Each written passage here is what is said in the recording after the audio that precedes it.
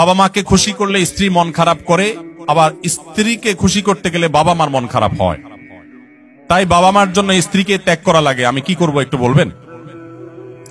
ভাই, এই প্রশ্নের উত্তর গত বছরও আমি দিয়েছি, সব সময় আমি দেই। আপনাদেরকে যারা এখানে বিবাহিত আছেন, বিদেশে আছেন, আপনারা যে কি পরিমাণ প্যারায় আছেন এটা দেশের অন্য কোনো মানুষ না বুঝলেও আমি খুব ভালো করে বুঝি। আমাদের আজহারি ভাই খুব ভালো করে বুঝবেন, কারণ আমরা দুজনই, উনি এখনো প্রবাসে আছেন আর আমি 10 বছর সৌদি আরবে প্রবাস জীবন কাটিয়ে আসছি। ভাইরা আমার, এর উত্তর খুবই সহজে আমি দিচ্ছি। মনে রাখবেন, যারা প্রবাসে আছেন অথবা দেশেই আছেন, বিয়ে করার পরে দেখা যায় বউরে খুশি করতে গেলে মা নাখোশ, আবার মারে খুশি করতে গেলে বউ নাখোশ। আপনাদের এই পরিস্থিতি থেকে বের হওয়ার জন্য কিছুটা ডিপ্লোম্যাটিক আচরণ করতে হবে, কূটনৈতিক আচরণ করতে হবে। যারা বিভিন্ন দেশে ডিপ্লোম্যাট হিসেবে থাকেন তাদের দেখবেন কথাবার্তার ভিতরে প্রচুর ফাঁক ফোকর থাকে, তারা হাতে রেখে কথা বলে। বেশিরভাগ ক্ষেত্রে এই পারিবারিক অশান্তিগুলো দূর করার মূল সমাধানটা হলো বুদ্ধিমত্তা। এর ভিতরে প্রথম যে কাজটা আপনাকে করতে হবে তা হলো, এই ডিপ্লোম্যাটিক আচরণেরও আগে যে কাজটি করতে হবে তা হলো, বেশি শেয়ানামি না করে, বেশি চালাকি না করে একটু বোকা শোকা থাকার চেষ্টা করবেন। পারিবারিক অশান্তি দূর করার সবচেয়ে সহজ এবং সবচেয়ে শর্টকাট সমাধান হলো যে একটু বেকুব বেকুব ভাব ধরে থাকবেন। জিনিসটাকে একটু ব্যাখ্যা করে বলবো। আচ্ছা, ধরেন আপনার স্ত্রী এসে আপনার মার নামে এক গাদা বদনামি করছে, তোমার মা এটা বলছে, তোমার মা ওইটা বলছে, উনি কি এটা বলতে পারে, এটা বুড়া মানুষ কিভাবে এই কথা বললো, তোমার ভাই এটা বলছে, তোমার বোনও এটা করছে, দুনিয়ার বিচার দিল বউয়ে। তখন আপনি একজন সভ্য স্বামীর মতো, ভদ্র স্বামীর মতো মনোযোগ দিয়ে সব কথা শুনবেন। অনেক স্বামী আছে বেকুবের মতো, বউয়ের কথা শুনে না, বলে বুঝছি তুমি কি বলবা, হয়েছে থামো না, খবরদার, ফুল কথা বলতে দিবেন। তার যত জেদ আছে সব ঝাড়তে দিবেন, 2-4-5 মিনিট যা লাগে বলে সে যখন হাঁপায় উঠবে, বলবে যখন কি ব্যাপার তুমি কিছু বলো না কেন। এবার আপনি তখন ফ্লোর নিয়ে এবার আপনি তাকে বলবেন যে দেখো তুমি যা বলছো আমি তো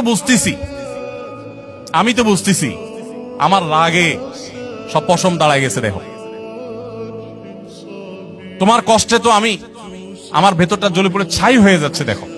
যেভাবে বলা দরকার বলে তাকে আগে এটা কনভিন্স করবেন যে আমি তোমাকে ইগনোর করছি না, তোমার সমস্ত কথাগুলো ক্যাচ করেছি এবং তোমার ব্যথা আমি ব্যথিত। এরপরে এবার বলবেন দেখো, যদি মা না হতো, যদি নিজের ছোট ভাই বোন এদেরকে যদি পিঠে মেরে ফেলা জায়েজ হইতো, বা এদেরকে যদি বড় ভাই আমার উল্টাপাল্টা করতেছে, বড় ভাই কিছু বলতে পারতেছি না, আল্লাহ রসুল বড়দেরকে সম্মান করতে বলছেন, যদি সেটা না করা লাগতো তো আজকে এসপার কি ওসপার আমি করে ছেড়ে দিতাম। এরকম 2-4টা কথা যখন বলবেন, বউ দেখবেন তার যে গিয়ারে ছিল সেখান থেকে একদম হাফ গিয়ারে চলে আসছে, এখনো কিছুটা থাকবে। এরপরে আপনাকে সে যেটা বলবে সে হলো, আপনার সব লেকচার শোনার পর সে আপনার ব্যাপারে একটা কমেন্ট করবে। সে কমেন্টটা হলো যে আমার স্বামী লোকটা আসলে, মনে মনে হয়তো বলবে বা অন্য কাউকে বলবে যে লোকটা আসলে ভালো কিন্তু বেকুব।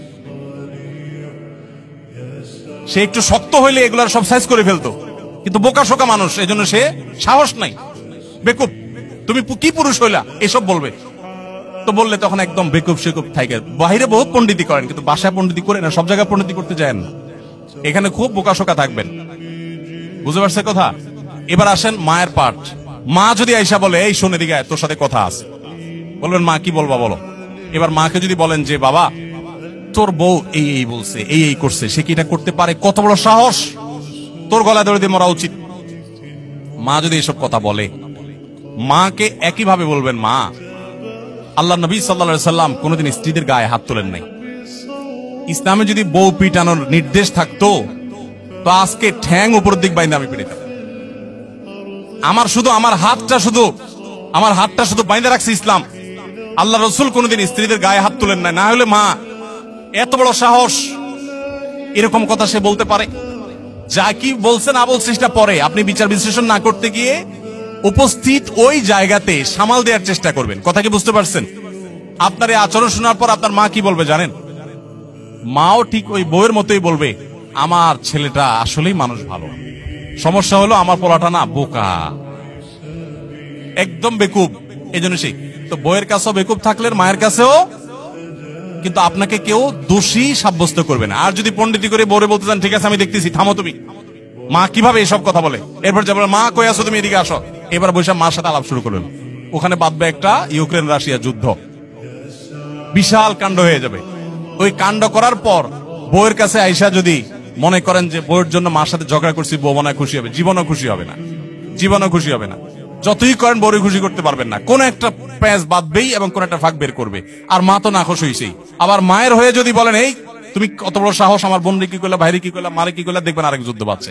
এই জন্য এগুলোর খুব বেশি পণ্ডিতি না করে যথাসম্ভব একটু কূটনৈতিক আচরণ করে, একটু চালাকি করে, একটু বোকা সেজে সমাধান করার চেষ্টা করবেন। আবার সব সময় এই পলিসি অবলম্বন করবেন না। এখন মুশকিল হলো, শিখাই দিলে মহিলারাও এগুলো শুনে ওয়াজ, তারাও শিখা যায়। এবার মহিলারা ঘরে গেলে বলে যে না, পলিসি তো আগে থেকে জানা, তুমি বোকা সাজতেছ, তখন আপনি একেবারে মানে সিরিয়াস বোকা, শুধু ওই মুহূর্তের জন্য, সবসময়ের জন্য বোকা। আসলে ঘরে যারা যত বেশি বোকা থাকে তারা তত বেশি সুখে থাকে। বোকাদের সাংসারিক জীবনে তারা সুখে থাকে, আর শেয়ানা পাবলিক গুলো সব দৌড়ের উপরে থাকে। এই জন্য বাহিরে ব্যবসা বাণিজ্যের দোষে শেয়ানামি করেন, পাকনামি করেন, কিন্তু ঘরে বেশি পাকনামি করতে আইসেন না। এটা মুরব্বী মানার চেষ্টা করেন। তবে হ্যাঁ, কিছু কিছু ক্ষেত্রে আপনাকে তো স্ট্রং হতে হবে। আমি এই কথা বলছি, এর মানে এই না যে আপনার স্ত্রীর প্রতি আপনার মা বোন জুলুম করবে আর আপনি সবসময় শুধু নাটক করে যাবেন না। তাদেরকেও বিনয়ের সাথে তাদের অন্যায় থেকে আগে বিচার বিশ্লেষণ করবেন, তারা অন্যায় করছে কিনা, বাধা দিবেন।